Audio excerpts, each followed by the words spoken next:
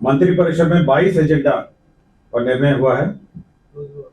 सबसे महत्वपूर्ण जो एजेंडा है वो हमारे राज्य सरकार में महिला सरकारी सेवकों के संबंध में है। राज्य सरकार में जो महिला सरकारी सेवक की नियुक्ति हुई है, सरकार ने यह निर्णय लिया है कि पदस्थापन स्थल के निकट आवासन सुविधा उपलब्ध कराई जाएगी। तो सबसे पहला ये निर्णय बहुत महत्वपूर्ण निर्णय है कि जहां पर वो कार्य कर रही हैं वहां पे सुरक्षित आवासन सुविधा उपलब्ध कराई। इसके लिए पूरे राज्य में एक्सप्रेशन ऑफ इंटरेस्ट लोड किया जाएगा और इच्छुक मकान मालिकों का एक्सप्रेशन ऑफ इंटरेस्ट लिया जाएगा। साथ ही साथ जो अनुमंडल पदाधिकारी हैं उनके द्वारा जो किराया निर्धारण की व्यवस्था है उसके अंतर्गत सरकारी किराया निर्धारण की व्यवस्था है उसके अंतर्गत होगा। प्राप्त आवेदन जितने एक्सप्रेशन ऑफ इंटरेस्ट है उसके लिए भवनों का चयन किया जाएगा। इसके लिए एक कमेटी बनाई है जिसमें जिला पदाधिकारी, जिला पुलिस अधीक्षक, स्थानीय निकाय के प्रतिनिधि, भवन निर्माण विभाग के कार्यपालक अभियंता और सदस्य सचिव अनुमंडल पदाधिकारी होंगे। ये सभी लोग सभी जो भवन है उसको चेक करेंगे, सुरक्षा की दृष्टि से ठीक है या नहीं है, बिजली, जल, शौचालय सब चेक करेंगे।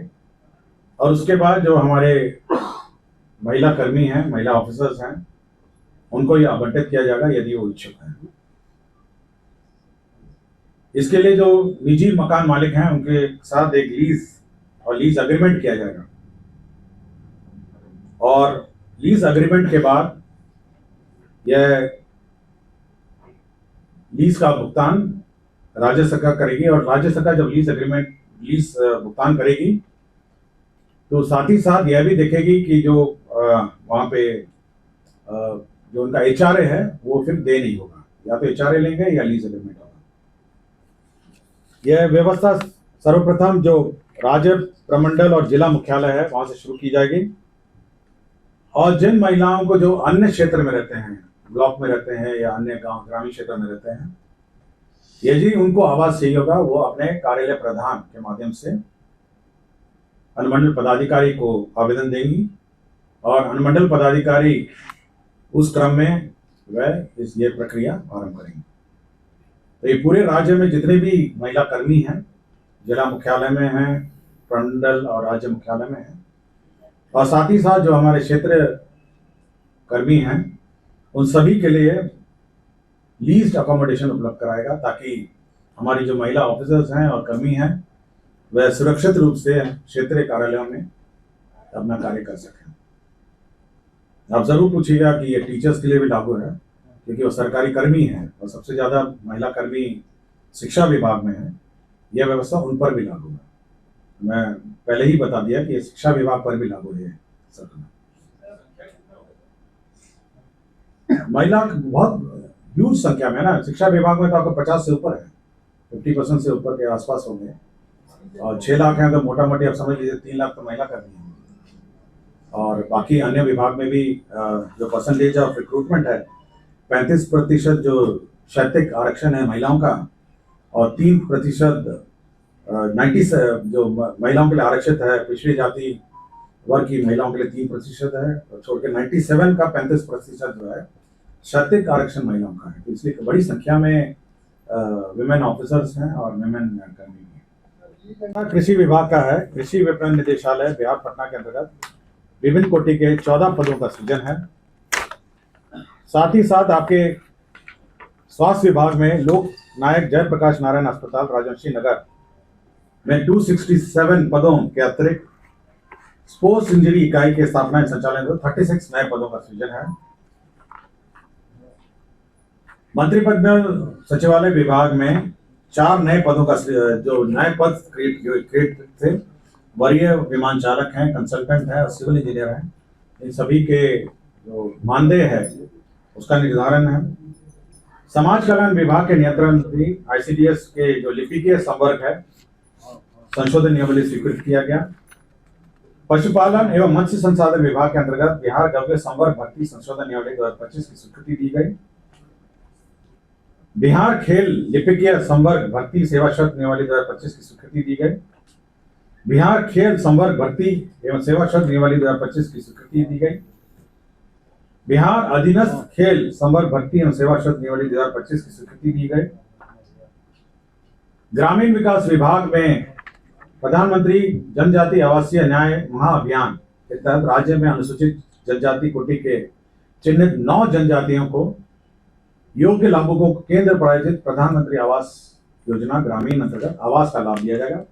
मैं पढ़ देता हूँ ये कौन से नए 9 जनजाति हैं। एक तो असुर है, दूसरा बिरहोर है, तीसरा बिरजिया है, चौथा हिलखरिया है, पांचवा कोरवा है, माल पहाड़ी है, परैया है, सोरिया पहाड़िया है एवं सावर जनजाति है।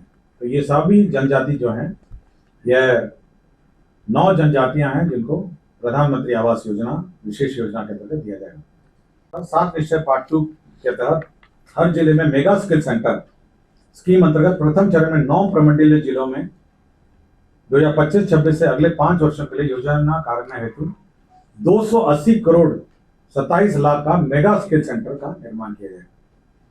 यह साथ में हर जिले में मेगा स्किल सेंटर स्कीम के अंतर्गत 280 करोड़ के अंतर्गत मेगा स्किल सेंटर का निर्माण किया जाएगा।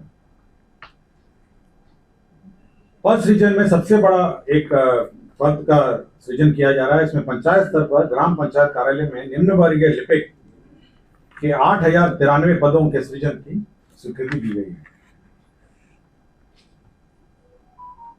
जल संसाधन विभाग के अंतर्गत जल संसाधन केंद्र प्रायोजित स्कीम में बाढ़ प्रबंधन कार्यक्रम के तहत 100 करोड़ से कम लागत की योजनाओं को राज्य मध्य योजना से कराने का निर्णय लिया है।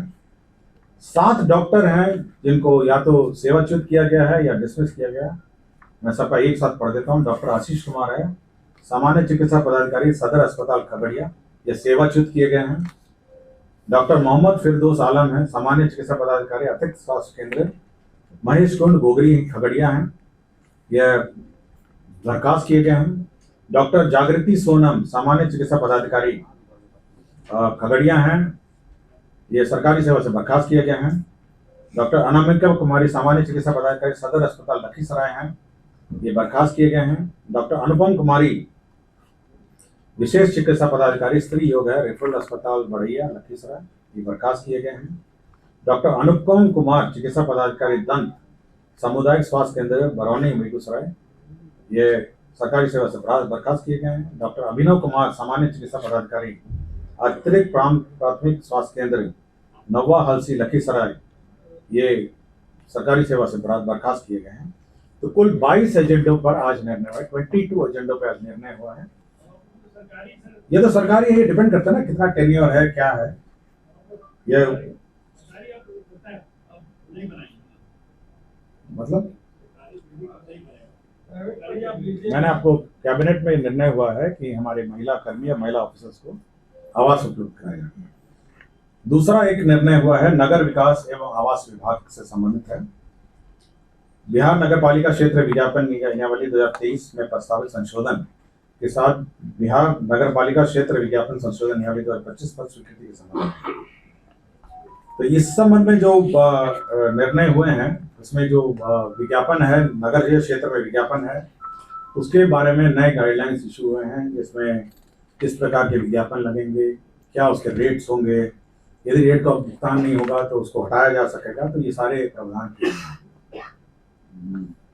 तीसरा है योजना विकास विभाग का, इसमें जन्म एवं मृत्यु रजिस्ट्रेशन अधिनियम 1969 में संशोधन है और इस नियमावली में जो जन्म और मृत्यु का रजिस्ट्रेशन की प्रक्रिया है और टाइम पीरियड्स हैं उसमें संशोधन किया गया है।